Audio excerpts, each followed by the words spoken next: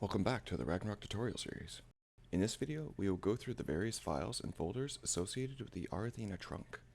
We'll touch on to a couple main points for each section, and then we'll move on to the next one. We'll be talking about the server files and the client files today. Quick facts that we should know, or at least know by now, is that rAthena is an open source cross-platform MMORPG server emulator for Ragnarok Online. It is designed to allow users to host and customize their own private Ragnarok Online servers. The term trunk you will hear in the community refers to the main development line, GitHub, where the latest development changes are made and stored.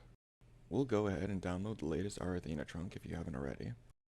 You can find this on their GitHub under rAthena's source code.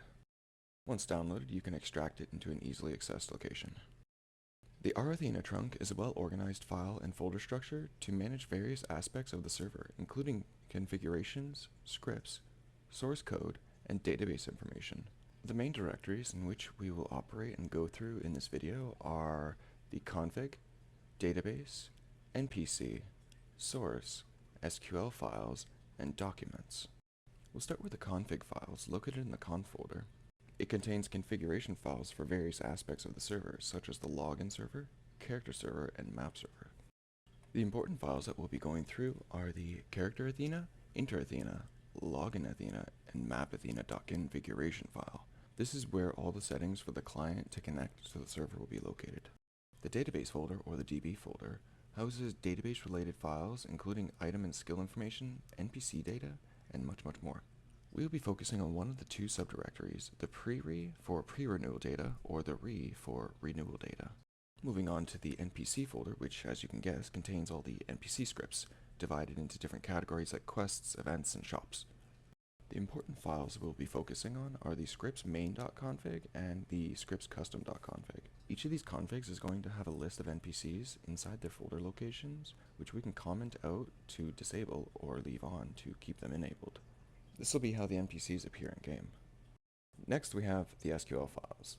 SQL scripts are used for setting up the database schema and the initial data. The primary files for this schema are main.sql and logs.sql. In the previous set of videos, we actually used these SQL scripts to set up our server. Next we have the source code folder, or the SRC folder. The source code for the server is primarily written in C++. The main subdirectories we'll be focusing on in the videos moving forward are going to be common, login, character, map, and sometimes the tool folder. And lastly, we have the documentation folder, or the doc folder. It is best to check through all these files and get a good understanding of how the information is laid out. The documentations have various server features and configurations which I strongly recommend going through. These documentations are what developers use to answer most of your questions. This structure ensures that the server administrators and developers can easily navigate, configure, and customize the Ragnarok Online private server experience using this rAthena trunk. Moving on, we have the Ragnarok Online, or the RO client. The RO client is the software used by players to connect and interact with the RO game server. The client consists of several files and directories that store game data, configurations, and resources. We'll go through a quick overview of the primary components of the RO client. We'll discuss some of the main directories and files here. We'll start with the data folder. The data folder contains game data such as sprites, textures, maps, and scripts. It's very common practice not to use the data folder and instead use the graph file or the gravity resource file. These are archives that compress and store the game data and allow it for an easier, simpler, and more secure access. Moving on, we have the system folder, which contains the system configuration files and additional resources for the client. These files include the Lua files, which allow us to see things in plain English, the option info, which allows us to see our options for the game and save them so we don't have to constantly change them every time we load the game, and the item info, which allows us to modify the description you see in the item window when you open up an item. Next, we have our BGM folder, or the background music folder. As stated, this folder is where all our background music is stored.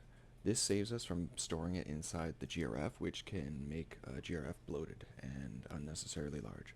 All the music and sounds must be stored in an MP3 file format in this folder. The files in this folder are typically given a number and are associated with that moving in the data inside the graph.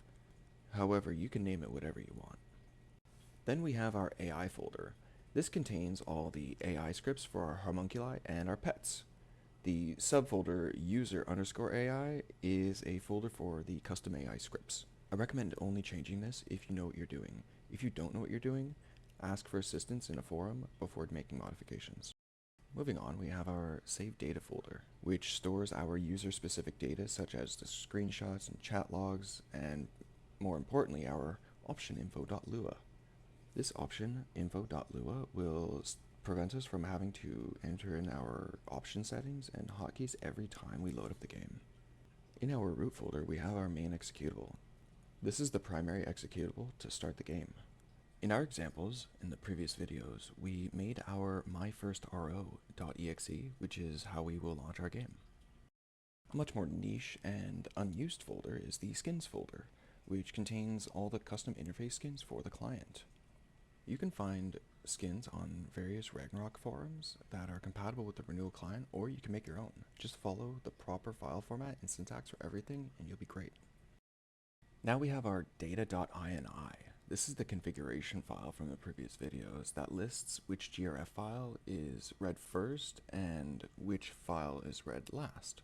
For pretty much all private servers, you're going to want your custom GRF at the very top of this list as number 0 or 1. And finally, we have our sclientinfo.xml and the clientinfo.xml. These are the configuration files that contain server connection information to connect. The difference between the client info and sclient info is one is for primary use and one is for sacra use.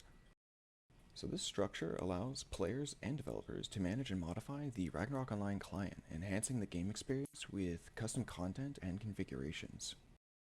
I hope this video had some insight for you, and I'll see you in the next one.